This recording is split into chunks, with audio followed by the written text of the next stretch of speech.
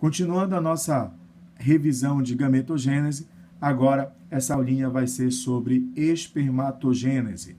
A espermatogênese é a gametogênese masculina responsável pela formação dos espermatozoides e acontece no testículo. Atenção ao testículo, pessoal. O testículo ele tem um epitélio germinativo localizado lá nos túbulos seminíferos, onde nós temos as células que são responsáveis pela produção do gameta masculino. Lá também nós vamos encontrar na gônada masculina duas células interessantes. Uma é a célula de Sertoli, que dá o suporte nutritivo.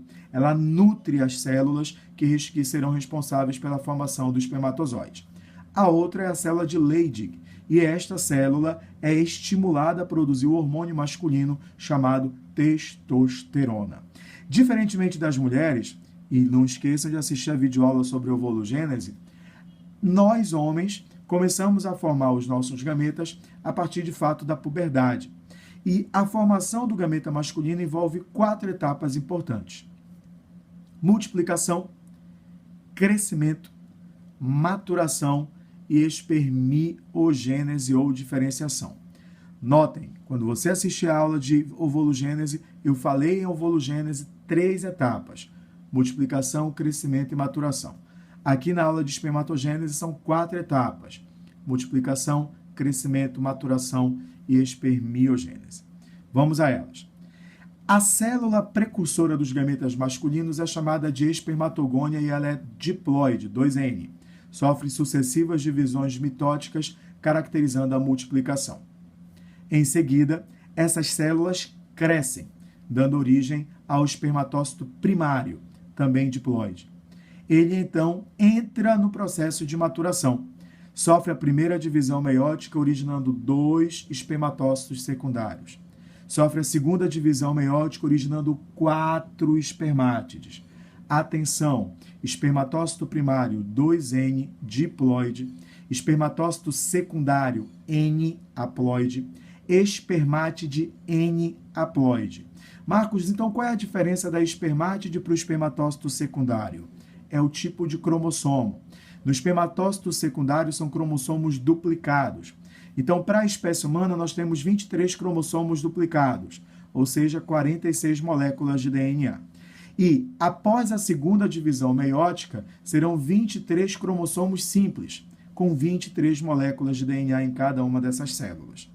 Entretanto, as espermátides se diferenciam, originando agora os espermatozoides. É a espermiogênese.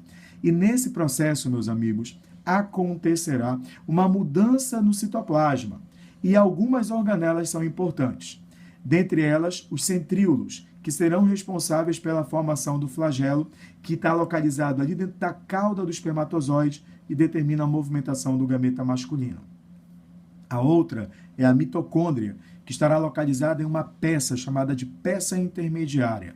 E a mitocôndria fica aí posicionada, não é à toa não. É porque ela é responsável por produzir energia para a movimentação do gameta masculino, para a movimentação do espermatozoide. A outra organela essencial corresponde justamente ao complexo de Golgi, ao sistema golgiense. Ele vai ser responsável pela formação de uma bolsa denominada acrosoma. E dentro dessa bolsa está cheio de enzima que vai auxiliar o espermatozoide no processo de fecundação. Portanto, a gametogênese masculina inicia a partir da puberdade. Ela é dividida em 4 etapas. Essas 4 etapas são a multiplicação, espermatogônia originando espermatogônia, o crescimento, a espermatogônia originando espermatócito primário, a maturação, que o espermatócito primário sofre meiose, originando as espermátides, e essas espermátides sofrem diferenciação, originando os espermatozoides. Vejam que a quantidade de cromossomos e de DNA do espermatozoide é igual à quantidade de cromossomos e DNA das espermátides. O complexo de Golgi origina o acrosoma, as mitocôndrias ficam localizadas na peça intermediária e dos centríolos surgirá um flagelo que vai compor a cauda do espermatozoide, importante para a movimentação do gameta masculino. Tudo bem?